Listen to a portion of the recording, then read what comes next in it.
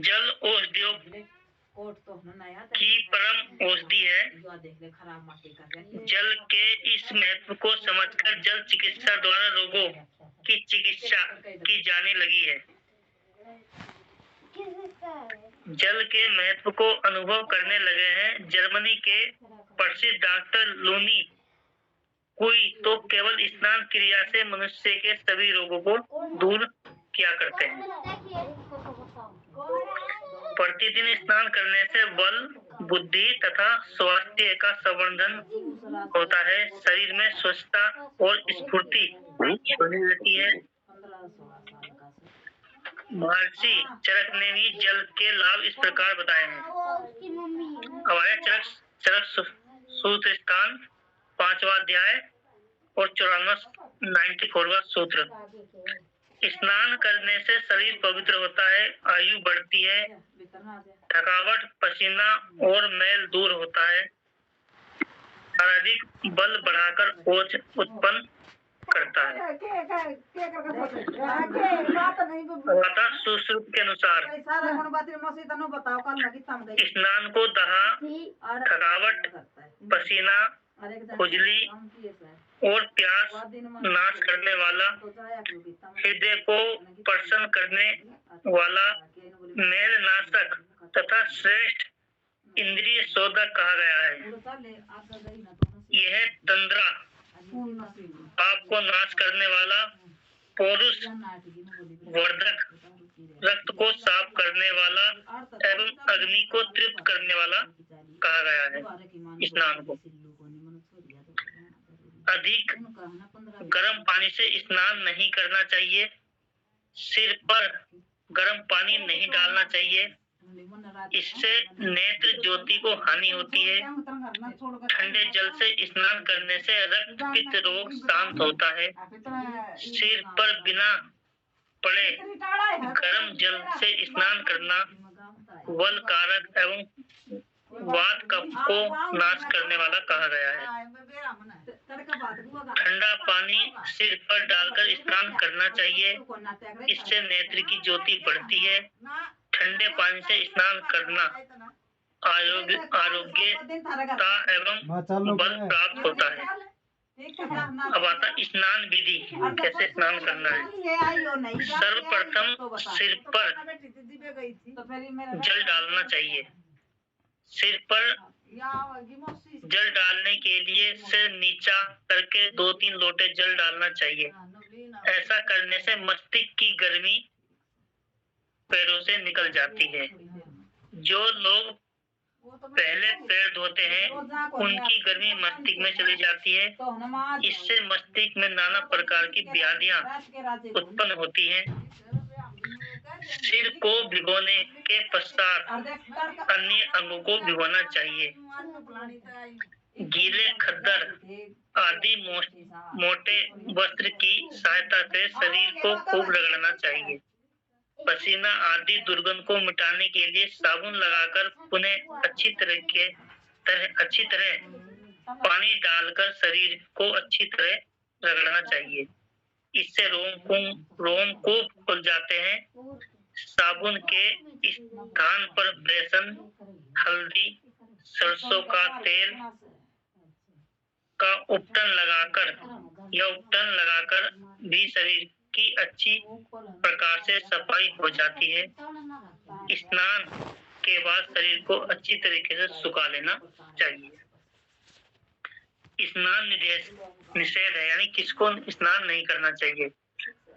जिसको बुखार आता हो, अतिसार की प्रॉब्लम हो, कान के रोग हो, वायु रोग, अपारा, अजीर्ण तथा भोजन के बाद स्नान नहीं करना चाहिए। अर्दित, नेत्र रोग, मुख रोग, जुकाम में स्नान नहीं करना चाहिए। एक अर्दित शब्द आता है, अर्दित, कोई बताएगा अर्दित का अर्थ? अर्दित का मतलब जो लकवा होता है उसको अर्दित बोलते हैं। जो फेशियल पैरालिसिस। ठीक है। और इसमें मैं बता दूं आपको, जो इसमें लिखा हुआ ना, पहले सर पे पानी डालना चाहिए, बिल्कुल सही बात है। अगर किसके शरीर में गर्मी ज्यादा रहती है तो उसको सबसे पहले ठंडा पानी सर में डालना चाहिए, तो उसकी गर्मी पाँव के रास्ते बाहर निकल जाती है। खुद क्या हुआ एक्सपीरियंस है मेरा। और दूसरा, आजकल ठंड का मौसम है, लोग गर्म पानी में नहाते हैं। ठीक, गर्म पानी से नहाना चाहिए। जो पहला 2-3 लोटे ना ठंडे पानी से सर पे डालना चाहिए, उसके बाद गर्म से नहा सकते हो आप। इससे की तो सासू बाकी कोई और बताना चाहे इस बारे में तो बता सकता है, कोई पूछना चाहे तो पूछ सकता है। इससे की सासू थी। गर्म का पानी का मतलब केवल ये होता है कि जिस पानी से आप नहा रहे हो उसकी तासीर को इतना नॉर्मल कर दो, बस। बिल्कुल। बहुत से अब लोग क्या करते हैं कि वो इतना गर्म पानी से नहाते हैं कि पूरा पूरा भाप उड़ता है, गरम गरम पूरा, तो वो तेज गर्म हो जाता है। गर्म का मतलब केवल ये है कि उसको अपने टेम्परेचर के हिसाब से कर लो, जिसकी ठंडक खत्म हो जाए, जो ठंडक आपको लगती है उसको परेशान, बस नॉर्मल। बिल्कुल। देखो, जो लोग, जैसे मैं पानी क्षेत्र में रहता हूँ तो मुझे तो गर्म पानी करना पड़ता है, फिर उस हिसाब से नॉर्मल करना पड़ता है। आप दिल्ली में रहते हो तो आपको तो नॉर्मल गर्म करना पड़ेगा। जो लोग गांव में रहते हैं, नल में से गर्म पानी निकलता है, सोच उठ कर नहाने का बहुत बड़ा मजा आता है उसमें, तो उससे नहा सकते हैं। गर्म करने की जरूरत नहीं है। मैं 12 महीने सादे पानी से नहाता हूँ, समर लगा के, समर चलता है उसी पानी से नहाता हूँ मैं 12 महीने। मैं गर्म पानी से नहीं नहाता 12 महीने। उससे अच्छा कुछ है नहीं। यहाँ भी है ना, हमारे यहाँ 1 किलोमीटर जाना पड़ता है। हेलो, हाँ जी, बताइए। मैं ये कहना चाहता हूँ, जब भी नहाना है पहले पाँव पे पानी डालो।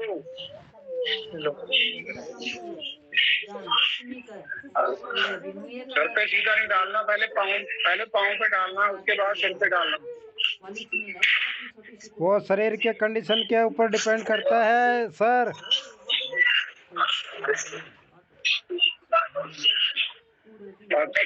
हाँ जी, पहले सिर पे नहीं डालना, पहले पाँव से स्टार्ट करें।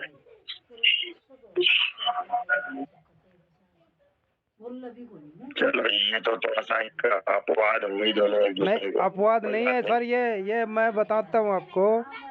जो कफ प्रकृति का है, जिनको ठंड लगी होती है ना, जिनको मतलब कफ ज़्यादा परेशान करता है, वो पैर पे पानी डालिए, और जिनको पित्त परेशान करता है वो सिर में पानी डालिए। बिल्कुल ठीक, आपने निदान बता दिया। देखिए, कुछ लोग ऐसे ही बताते हैं सबसे पहले पानी नाभि में डालना चाहिए। नहाने से पहले नाभि के अंदर तेल लगाना चाहिए सर। जब हम नहाते हैं सबसे पहले 2 लोटे जल नाभि से शुरुआत करनी चाहिए। वो तो सबसे बेस्ट है सर। नाभि के अंदर पानी डालना सबसे बेस्ट है। यहाँ से पूरे शरीर का संचालन होता है ना, तो कुछ ऐसा बोलते हैं पर करता नहीं कोई। बिल्कुल हम तो अपनी बताते हैं, तो सबसे पहले सर पर डालते हैं 2-3 लोटे, उसके बाद शरीर में डालते हैं ठंडा पानी। चलिए, अच्छा डिस्कशन हो रहा है, और इससे कम से कम सही गलत, अच्छा बुरा, कफ वात और जो है प्रकृति के अनुसार जो चीजें हैं वो क्लियर हो रही है।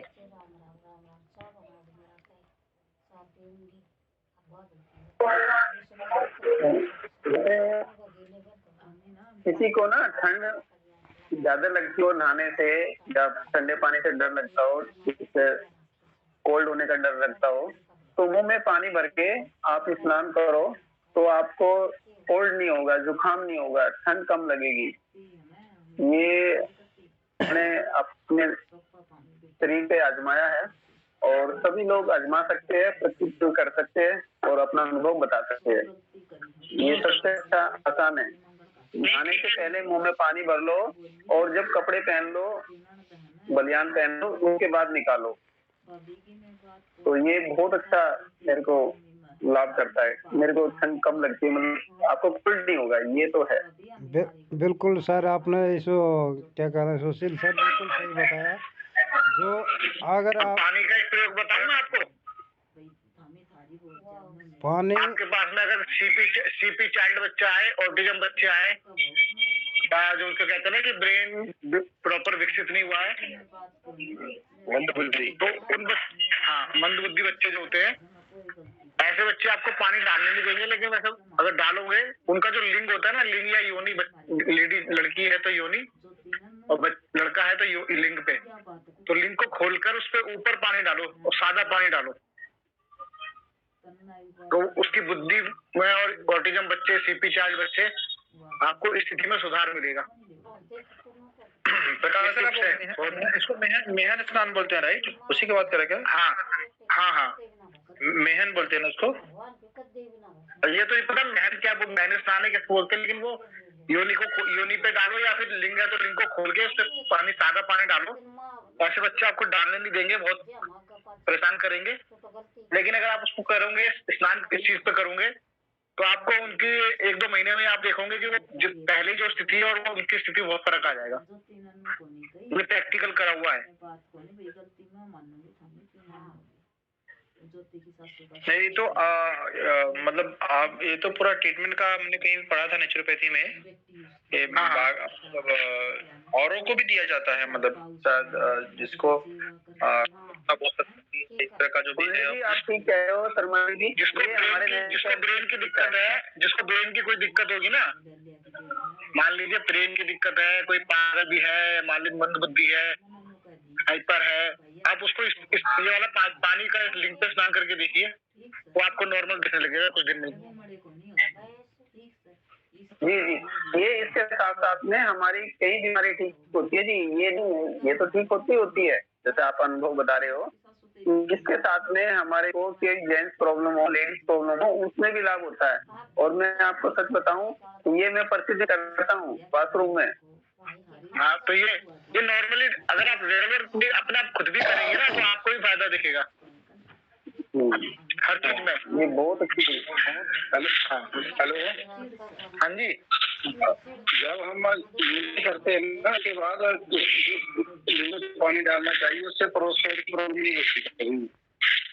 तो उसके लिए है, जैसे मान लो किसी को प्रोस्टेट या किसी को हम अगर हम करें पानी डालेंगे ना तो होगी।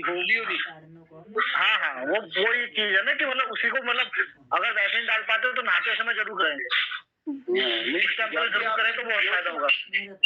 मैंने देखा ना, जो योगी लोग होते हैं ना, शांत लोग होते हैं, उनका काम यही है, वो पहले ही बातों को करने के बाद। पुराने लोग तो है ना, ये तो आजकल की नई पद्धति, नई उसमें फैशन में कर गए हैं। ये तो पुरानी पद्धति में क्या होता था, पहले जो होता था, बुजुर्ग लोग भी थे, वो भी कहते थे कि जब बाथरूम जाए तो धो के आइयो, साफ करके अच्छी तरह। वो औरतों को भी कहते थे और जेंट्स को भी, वो क्या करते थे, साफ कर, यानी कि अगर आप बाथरूम कहीं कर रहे हो, कुछ कर रहे हो, तो उसको पानी से धो लो, तो उससे तो क्या होता है, बैक्टीरिया भी नहीं रहेगा। दूसरा, उसका लॉजिक ये होता था कि उनको नहीं पता था, उनके पूर्वजों ने बता दिया, या मान लीजिए किसी ने बता दिया, चला आ रहा था, तो वो इस चीज का होता था कि ये बीमारियां नहीं होती थी उनसे, जैसे प्रोस्टेट की बीमारी नहीं हुई, या पेल्विक बोन से जुड़ा जितने भी बीमारी है, लेडीज को बीमारी होती हैं, हार्ट वगैरह कोई बीमारी हो, तो वो सारी बीमारियां उससे कटती थी। तो बहुत सारी चीजों का फायदा करता है वो। जैसे मान लीजिए आप जब भी बाथरूम जाए तो उसको धोएं जरूर, वो उसमें भी फायदा होता है। बताइए सुशील जी। जी, बहुत बढ़िया, बहुत अच्छा बताया। मैं एक बताना चाहूंगा, ये मेरा अनुभव भी है। और छोटे बच्चे ज्यादातर क्या होता है कि नहाते हैं, रोते हैं, डरते हैं। छोटे बच्चे में आसान तरीका बताता हूँ कि उनको कैसे नहलाना चाहिए। आप कहोगे जी ये तो लेडीज का काम है, आपको कैसे पता चला, पर मैं अपने अनुभव के हिसाब से बता रहा हूँ। और आप भी अपने बच्चों को, पोते को, नाती को, जिसको भी कराओगे, नहलाओगे, तो वो रोएगा नहीं, हंसता हुआ खेलता हुआ नहाएगा। वो कैसे, टेम्परेचर के हिसाब से, आप जो सर्दी है तो गुनगुना पानी पीजिए, और उनके चेहरे पे पानी मत डालने दो। आप माथे से ऊपर से ऐसा लिटा के ऊपर पीछे की साइड पानी दे, ऐसे नहलाओ, और हाथ और पैर पे पानी, मतलब मग्गे से पानी डालो। आप उनको शैम्पू लगा के उसके माथे पे, नाक पे पानी डालोगे तो बच्चे को ठंड लगने के चांस ज्यादा होते हैं। क्या होता है कि जो जिसको नॉलेज नहीं है कि बच्चे को ठंड कैसे लगती है, क्या करते हैं, वो मग्गा भर भर के उसके सर पे डालना प्रारंभ कर देते हैं, तो वो शरीर का ठीक नहीं है। आप इस तरीके से करोगे, आप अनुभव करना, तो देखो बच्चा आराम से नहाएगा, रोएगा नहीं। उसको आप मग्गा जो डालोगे ना, थोड़ा सा लेटा के हल्का सा, तो पीछे की साइड पानी डालो, और बाकी चेस्ट पे पेट पे पैरों पे अच्छी तरह मल के नहलाओ, बच्चा बिल्कुल ऐसा नहाएगा कि मन करेगा कि इसे और नहलाए। तो ये मेरा अनुभव है अपने बच्चों के ऊपर भी, और मैं लोगों को बताता हूँ कि महिला जो आती है उनको भी, तो ये बहुत अच्छा लगता है उनको, बच्चा रोता नहीं है जी। देखिए बच्चों को करने में बड़ा अच्छा लगता है, और वो इसमें बाल्टी एक चीज और है आजाद सर कि बच्चे लोगों को अगर नहलाने की ही बात है हो रही है यहाँ पे, तो क्यों ना बच्चों को हम अगर, जैसे मेरे घर में क्या है, मेरी माता जी बताती है कि जब अभी क्या हुआ, जब भी जन्माष्टमी का समय आता है तो वो जो कृष्ण भगवान होते हैं हमारे यहाँ, जो गोपाल कृष्ण भगवान छोटे से नन्हे से, उनको मेरी माता जी नहलाती है, और वो लड्डू गोपाल, तो उनको क्या करती है, पैर के जो तल्ले होते हैं उसके ऊपर वाले भाग से पानी डालते हुए और उसके घुटने से ऊपर करते हुए धीरे धीरे ऊपर बढ़ते हुए उसको उनको नहलाती है हमारी माता जी। तो ये जो क्रम है ना, ये हमारी पूरी एक सिद्धांतिक पद्धति थी पुरानी, और ये करने का जो तरीका है ना, ये हमको हमारे पूर्वजों ने दिया था, बट हम लोग उस चीज को भूल गए। तो अपने घर के बच्चों को अगर नहलाने की बात हो रही है, तो सुशील सर ने जो क्रम बताया वो हमारे लड्डू गोपाल से आता है। वो उसको राजीव दीक्षित जी हमारे जो वो है माननीय है, उन्होंने इसको बताया, मतलब उन्होंने कहीं से पढ़ा होगा हो सकता है, बट उन्होंने उसको जागृत अवस्था में लाने का प्रयास किया और लोगों को इसके बारे में जानकारी दी कि पहले बच्चों को पैर से शुरू करें, जैसे लड्डू गोपाल को हम नहलाते हैं, और क्रमवत ऊपर बढ़ते हुए फिर सिर में अंतिम में पानी डाले, और उसके बाद में वो बच्चा बड़े आराम से नहाएगा। तो ये इसका क्रम होना चाहिए मेरे हिसाब से। और मैं नहीं ऐसा होता है ना, लॉजिक पता है क्या है इसका? लॉजिक ये है, तो सुशील जी भी कह रहे हो ठीक है, वो हम लोटे पे लोटे पानी डालेंगे तो क्या होगा, बच्चे को सांस लेने में दिक्कत होती है, हम तो पानी डाल रहे हैं, ठीक है। दूसरा क्या है कि उसके आंखों पे आगे पानी जा रहा है, हम बड़े आदमी तो आंख बंद कर लेते हैं, नहाते सब के पानी गिर रहा है तो, लेकिन बच्चे क्या होता है, बच्चे आंख बंद नहीं करते, वो क्या करते हैं, आंख खोल के देखना उन्हें, उनकी आंखों के आगे पानी जाएगा, सांस के आगे पानी जाएगा, तो वो फिर घबराते हैं, फिर वो रोते हैं। तो इसलिए क्या है ना कि सर के ऊपर ज्यादा पानी ना डालो, आप कंधे के ऊपर से पानी डालो, आराम से नहाते हैं वो, सर पे थोड़ा बहुत डाल दिया, एक दो बार डाल दिया और नॉर्मली साफ हो गया तो ठीक हो जाता है वो। आप उसे कंधे पे पानी डालो, पैरों पर जितना पानी डालो, बच्चा हमेशा खेलता रहेगा। क्योंकि मैं तो जब से पैदा हुआ, मैं तो दोनों पोते पोती को मैं ही दिलाता हूँ, तो उसको नहला देता हूँ पहले अपने साथी। तो नॉर्मली क्या है कि आप सर पे बार बार पानी डालोगे, बार बार डालोगे, आप तो पानी नहलाने के लिए डाल रहे हो, लेकिन उनको देखो ना, उनको सांस नहीं आ रही, उनको आंखों में दिख नहीं रहा कि क्या हो रहा है सामने, तो वो घबराते हैं, फिर वो रोके दिखाते हैं, तब वो इसलिए रोते हैं वो। आप नॉर्मली सर पे ज्यादा पानी मत डालो, बाकी मत डालो, आप वो देखो थोड़ी देर में आपको बाल्टी में बैठा दो, बैठ जाएंगे वो। और बच्चे को अच्छा भी लगता है ना, एकदम थोड़ी अच्छा भी लगता है बच्चे को, क्रम मत उसको मिल जाता है, और उसको एक हम लोग हमारे भाषा में बोलते हैं, उसको भुलवाना बोलते हैं, मतलब बच्चे को भुलवाते हुए उसको पता ना चले, और उसको थोड़ा सा धीरे धीरे वो नहा भी लिया, उसको पता नहीं है, इसको भुलवाना बोलते हैं एक शब्द में, तो ऐसा भी हो जाता है। जी आदर्श सर बताइए आप क्या बोलना चाहिए? उसको मनोरंजन जैसा लगे। हाँ सुशील जी कुछ कह रहे हैं। बिल्कुल। एक मैं और बताना चाहूंगा, ये सभी को समस्या होती होगी, कभी भी आप गंगा जी, जमुना जी या कहीं आप नहाओ ऐसे तीर्थ स्थान पे, तो क्या होता है कि कान में पानी चले जाता है, ठीक है, और या नाक में पानी जाता है। तो मेरे हिसाब से काफी लोगों को ये जानकारी होगी, पर फिर भी मैं बताना चाहूंगा, आज चर्चा चली नहाने के ऊपर, तो मैं कैमरा ऑन कर देता हूँ, फिर मैं आपको दिखाता हूँ। जैसे कि मैं हरिद्वार गया, तो हरिद्वार में मैंने कई लोगों को सुना कि कान में पानी भर जाता है, उससे फिर दर्द होता है और काफी दिक्कत होती है। उसके अंदर वैसे पॉइंट भी होता है, मैं पॉइंट बताता हूँ कि ये प्रेस करोगे तो कान पानी निकल जाता है, दर्द भी ठीक हो जाता है। पर मैं आपको बताना चाहूंगा, जब भी आप नहाओ तो नाक, मुंह, कान और आंखें बंद करके आप गोता लगाओ, तो आपको नाक में, कान में पानी नहीं जाएगा। वो कैसे? आप कहोगे जी अब बताओ तरीका। यहाँ कान बंद करे, आंखें बंद करी और नाक बंद करा, देखो ऐसे, ठीक है, ये ऐसे करके नाक भी बंद हो जाएगा आपका, ये भी, और उसको गोता लगाओ।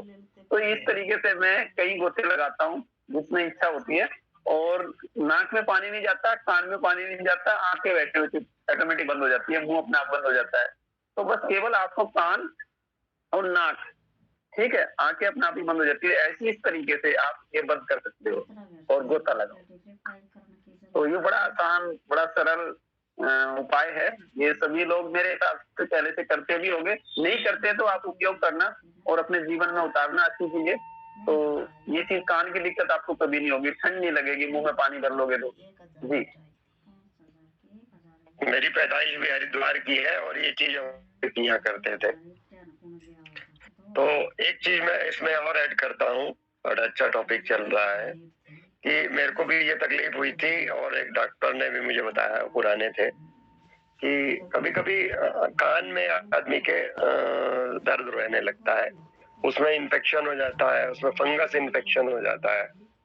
तो ऐसे में जो है ना, हम लोगों को जैसे हम मुंह ऊपर करके और नाक और मुंह में पानी डालते हैं, तो ऐसे कान में भी पानी चला जाता है, या हम लोग झरने में नहाते हैं या वो फुवारे में नहाते हैं, तो उसकी तरफ कान कर लेते हैं, नाक कर लेते हैं, मुंह कर लेते हैं, तो वो नाक मुंह में पानी जा सकता है।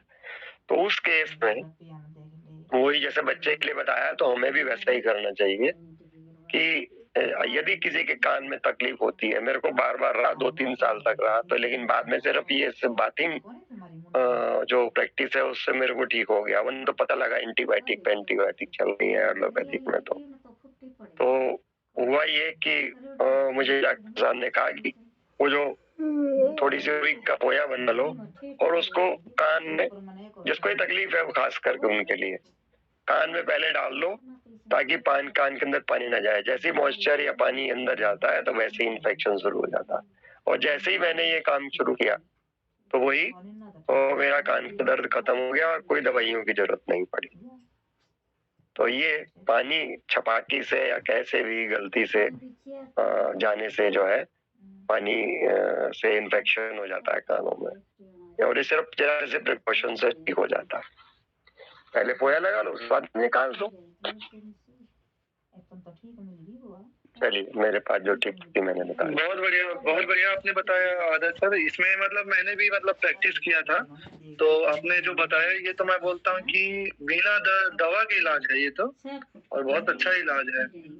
मेरे एक्सपीरियंस में मैं आप लोगों को कुछ चीज बताना चाहता हूँ। अगर किसी का ऐसा कंडीशन होता है और आप जस्ट अगर दवाई देना चाहते हो, अगर वो ठीक नहीं होता है कंडीशन वाइज, तो आप उस पेशेंट को बैक्टीरियल इन्फेक्शन या अदरवाइज कुछ भी हो सकता है, वहां पर आप उसको कर्ण पूर्ण कर सकते हो। जैसे कि क्या होता है, हमारा जो पत्थर चट्टा आता है ना, पत्थर चट्टा आप तो जानते होंगे, जो हरा हरा जो पत्ता होता है जिसका, और जिसका पथरी में बहुत उपयोग करते हैं लोग। उसको क्या करना है, आपने उसको तोड़ करके पत्तों को फ्रेश लाना है और एक तवे में उसको रख देना है बस। तो तवे में आप जैसे रखेंगे तो वो अपना पानी खुद छोड़ देगा, गर्म तवे में, हल्के गर्म तवे में वो अपना पानी छोड़ देता है। अगर ना छोड़े तो उसको थोड़ा पीस करके उसको गरम पानी निकालें और उसको आधा चम्मच या उसको 4 या 5 बूंद कान में रुई के माध्यम से टपकाएं। और जब उसको दोनों कान में हम टपकाते हैं तो देखते हैं कि जो कान का बहना या कुछ इन्फेक्शन हुआ है वो बहुत जल्दी शांत हो जाता है, और ये 2 या 3 दिन में आपको ये रिजल्ट मिल जाता है। और ये भी अगर नहीं कर सकते तो बिलवादी तेल आता है मार्केट में, बिलवादी तेल जो बेल का ही तेल होता है, उसमें और भी इंग्रेडिएंट्स होते हैं, उसका कर्ण पूर्ण कर सकते हो, कान में उसको डाल सकते हो। मतलब आप पूरा कान को भर दीजिए, है ना, और उसके बाद में उसको फिर थोड़ा देर रहने दीजिए, फिर उसको गिरा दीजिए कटोरे में, फिर सेकंड अपने बाएं वाले कान में कीजिए यही वाली क्रिया। तो ऐसा आप कर सकते हैं। और सारीवादी वटी इसमें आप ऐड कर सकते हैं। सारीवादी वटी आता है मार्केट में, उसको आप 2-2 गोली के प्रमाण में दिन में 2 बार खाने के बाद में आपने देना है आपने, तो इससे आपको बहुत लाभ होगा। कहीं इन्फेक्शन होता है अगर कान में, इसके लिए मैंने बताया, बहुत अच्छा इसका रिजल्ट है। जी सर। तो 650 की एक ट्यून आई सर, तो 4 ट्यून कितना की हुई? 700 रुपये की आवाज है ना, तो 650 की चलिए, आज स्नान के ऊपर काफी चर्चा हुई और ये बहुत अच्छी चीज है।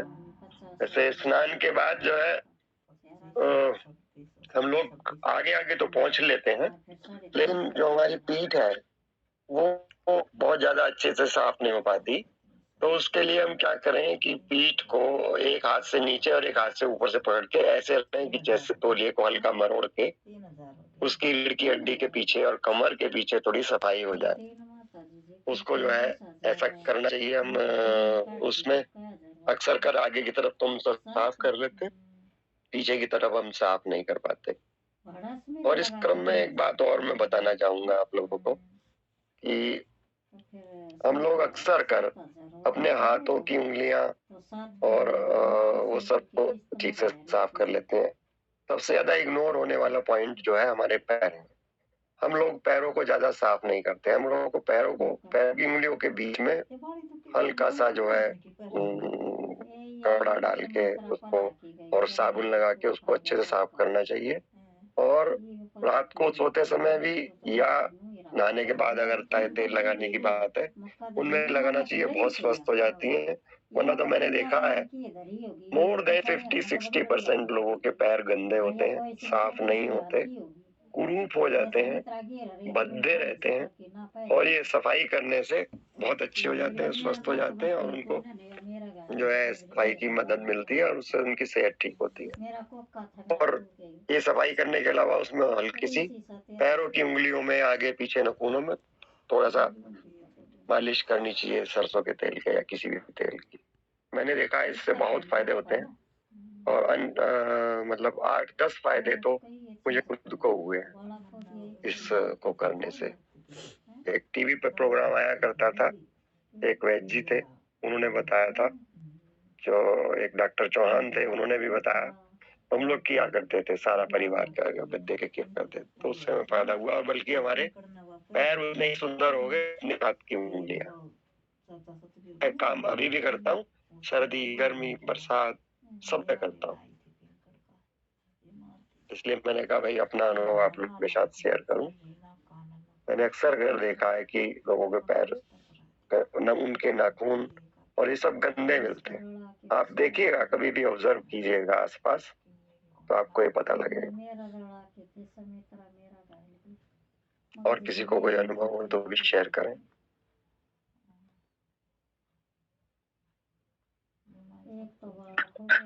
आपको क्या क्या फायदा हुआ अपना बताओगे? हाँ, देखिए, हाँ, फायदा ये हुआ कि एक तो पैरों की जो सफाई होने लगी तो उससे वो एक सुंदर हो गए ना, पहला फायदा। दूसरा, पैरों में हल्कापन आने लगा और लाइटनेस के साथ में नींद बड़ी अच्छी होने लगी। और खास करके मैं रात को हल्का सा पहले पानी से धो लेता हूँ, उसके बाद हल्का सा तेल लगाता हूँ।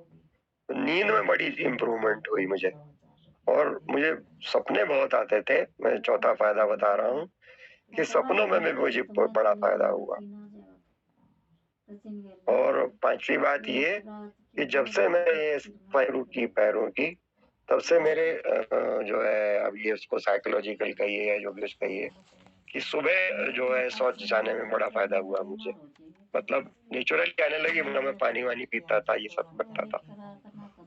लेकिन जब से ये करना शुरू किया, उसकी हाथ पैरों की मसाज की और उनकी उंगलियों में तेल लगाना शुरू किया, तो मुझे टॉयलेट जाने में भी आराम आने लगा। ये मुझे अपने अनुभव देख, सपने तक आने में कम हो गए। डरता था मैं सपनों में, इन सब में फायदा हुआ। किसी और को भी अगर पता हो तो वो भी बताएं। बिल्कुल नींद भी अच्छी आती है जी, और बड़े सपने में आते हैं। ये अनुभव तो मेरा अपना भी है जी। और सबसे बड़ी बात तो ये, जिस चीज की सफाई होगी वो नरिश होगा। कहने का मतलब है वहां से पोषण पहुंचेगा शरीर की ऊपर की। पैर के तलवों के साथ साथ ना नाभि में भी तेल लगाए तो वो भी और ज्यादा फायदा करता है। नाभि का तो मैं होता है उसको तो जैसे पैर के तलवों में तेल, हाँ, जब तेल पैर में तलवों में तेल लगा रहे हो तभी नाभि में भी लगा लिया, उसके आसपास में तेल लगा लिया तो वो और ज्यादा फायदा करता है। पेट को बिल्कुल क्लियर कर देगा सुबह। बल्कि जो नाभि के अंदर थोड़ा सा सिकुड़न सी होती है ना, उस जगह को भी कभी कभी 15 दिन में, महीने भर में साफ कर लेना चाहिए अच्छे से खोल करके, और वहाँ हल्का सा तेल लगा देना चाहिए, वरना वहाँ पे फंगस इन्फेक्शन हो जाता है। वो बॉडी के अंदर ही जाता है ना, आपका जो भी फंगस होगा कुछ भी होगा बॉडी के अंदर जाता है।